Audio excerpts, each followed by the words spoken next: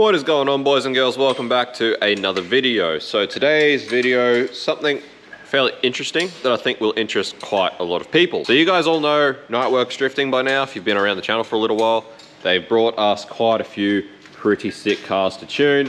We had the 1.5J purple 180SX, we had the 2J white 180SX, we had the 2J-240Z, we had the 1.5J R32. There's been, you know, quite a few pretty sick cars come here from them boys. The 1J RX-7 FC. So this is their latest creation, S13. Really, really nice, really well done car. Looks absolutely amazing. Such a cool looking car. So yeah, they've done it again with just a cool as JDM S chassis, or just JDM car in general. Really, really cool setup. Full cage, all the rest. But what's interesting, and I think what might interest a lot of people about this particular car, is the engine combo we've got. So for those of you who have been around and know Nightworks Drifting, they big fan of JZs. J is the way. You can't blame them for that. They are just one of the best platforms ever. Arguably just the best platform ever. So they love J's and they always have J stuff hanging around and you know, all this stuff. They've done the 1.5, they've done 2Js. But after the last car, Matt had this idea that he wanted to try out, which we couldn't really find any information on, but obviously a lot of people put the 1J head on a 2J bottom end. It's the cheapest way to get a 3-litre J. Not to mention, like, you know, if you have a 1J and you blow the bottom end, you could buy for a long time 2JZ-GE bottom ends with the good rods for pretty much stuff all. Whack your 1J head on, you've got yourself a 3-litre J that's just as strong, and all of your ancillaries, all of your manifolds, everything just bolts straight back on. So that's why the 1.5J is such a popular thing. There were a lot of rumors around about the 1J head flowing better than the 2J head, which is just completely false. They are just, that's literally just wrong. That is false. The best flowing head of all of the standard OEM 2J heads is the 2JZ-GE head. The reason being is the height of the ports, that you have a lot better direction to the back of the valve, and they do flow much better. So Matt had this idea. He said, what about if we put a 2JZ-GE head on a 1J bottom end and try and build a combo that's gonna rev, like really rev. You know, a lot of those other combos, 3 litres and stuff, you're trying to get them on boost early. You're trying to get that torque. They purposely built this thing because they want to rev it. They want something to rev. So what we've got here is a 1J non-VVTi bottom end, which is just been rebuilt, but it's still stock, which is a bit of a shame because I feel like we're probably not going to be able to rev this thing on the stock rods and rod bolts as hard as it needs to take advantage of what the rest of the combo is. But anyway, that's what the bottom end is. Top end, we've got a 2JZ-GE head. As you can see, cam trigger, all the barriers make it all work. It's got 272 cams. We're not sure what exactly brand they are, but 272 cams and the 2JZ-GE head. As you can see, they modified the GE manifold to work with a forward, to be forward facing. We've also got a T4.8 twin scroll, Mamba 3582. So a lot of airflow here. R35 core pack, 1000cc injectors. It's on 98, so we've got enough fuel and enough airflow to do 500 horsepower. But the question is going to be, with this head on the 1J bottom end, where is it going to make power? How is it going to make power? How is it going to go? So, you know, it's, as far as we're aware, we can't really find any info on a lot of other people or anyone else that's tried this combination, and the boys just wanted to try it and see how it went and see how it would go. And I'm excited to see what it does.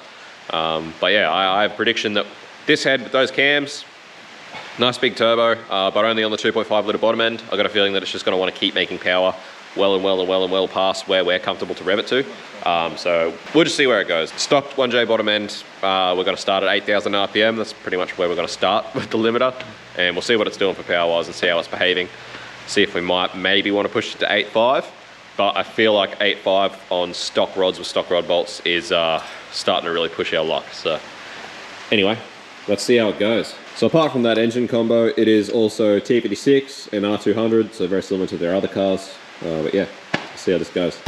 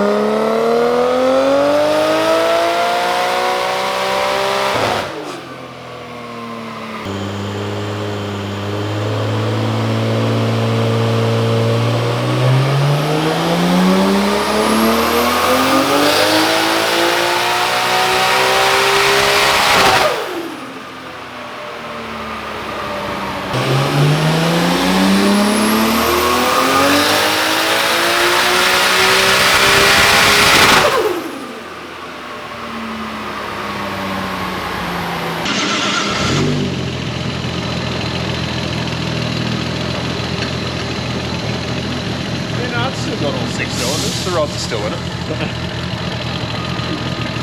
Can't be that bad then.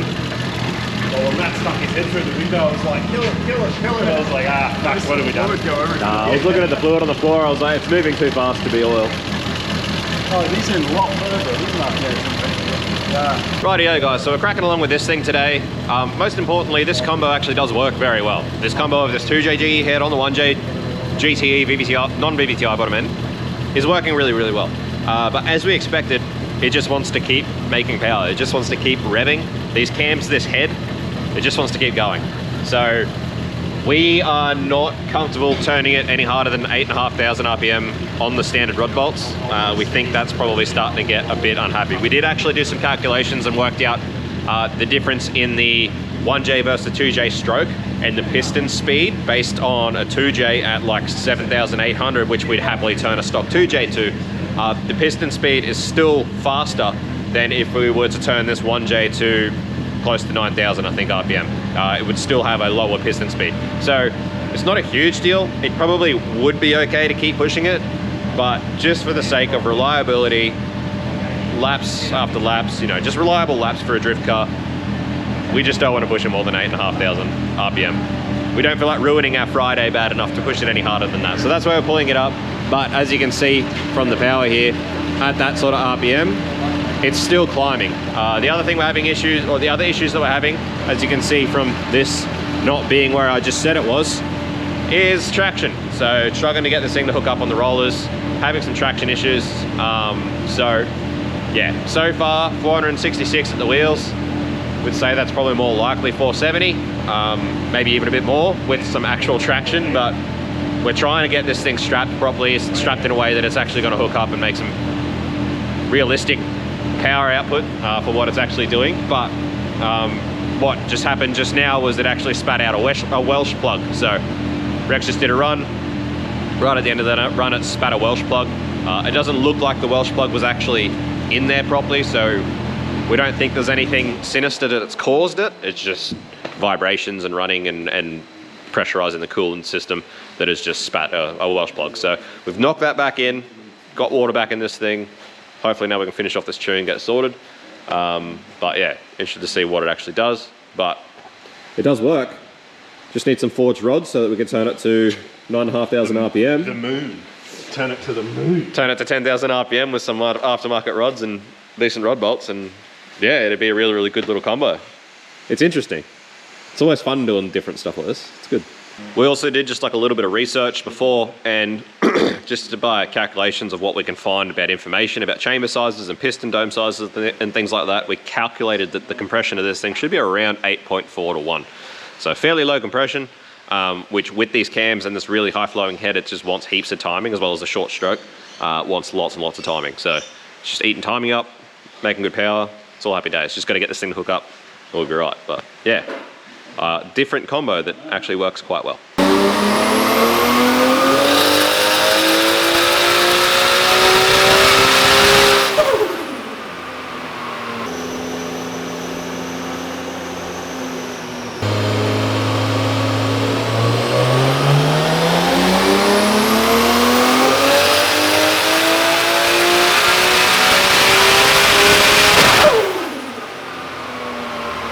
Rightio, boys and girls, Welsh plug fix worked.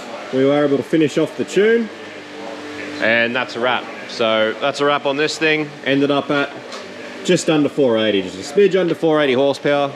As you can see, small capacity, fairly big turbo, big cams, big head. Quite, you know, not starting to party until after 5.5, but we expected that.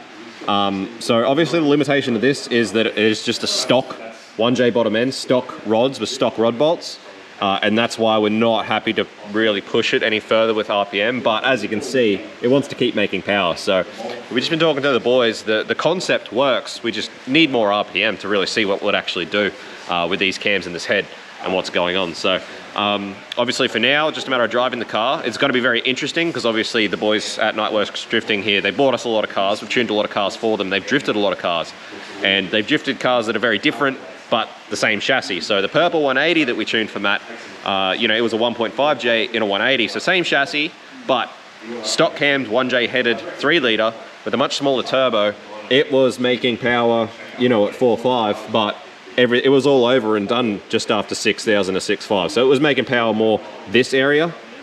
So it's going to be very interesting to hear what he reckons as far as driving the car, now that he's got a car that instead of driving between 4,000 and 6,000 RPM, he's got to drive between 6,000 and 8,000 RPM. So it'd just be very interesting to sort of hear about that and see, but hopefully in future, the boys will pull this motor out. We'll go forged rods and pistons, and yeah, basically forged rods and pistons with some nice big wrist pins, get it dynamically balanced to really, really rev it and put it back together exactly the way it is, but just see what it can do at, you know, closer to 10,000 RPM. So just, it would just be sick. This thing, 10,000 RPM on E85, maybe, you know, probably closer to 600 horsepower, but just how this thing would sound at something like Matsuri, drifting around at, you know, 9,500, 10,000 RPM versus all the other cars there. It would be very, very interesting. It'd be very nice. It does sound angry. It sounds awesome. So anyway, very big congratulations to Matt and John there at Nightworks Drifting. The concept, the idea has worked. It was one of those things, they talked to us about it a few years ago. We said, hey, there's no reason we can see that it won't work, but at the end of the day, it was all just, no one had done it. We couldn't find anyone who had done it before. And yeah, here's your proof. Proof's in the pudding, it does work. Like I said, it's a rev-happy combo. That's what we expected though, but yeah, it'll be pretty cool, and hopefully we do get to see what this thing will do with another 1,500 RPM in it. It's gonna be sick. So anyway guys, thanks for watching as always. Look out for this car at your local Rayleigh and QR drifting events. It will be getting around. Matt always does get around. And yeah, another beautiful car built by Nightworks Drifting. Happy days. Thanks for watching guys, always guys. We'll see you on the next one. Peace out, see you, bye.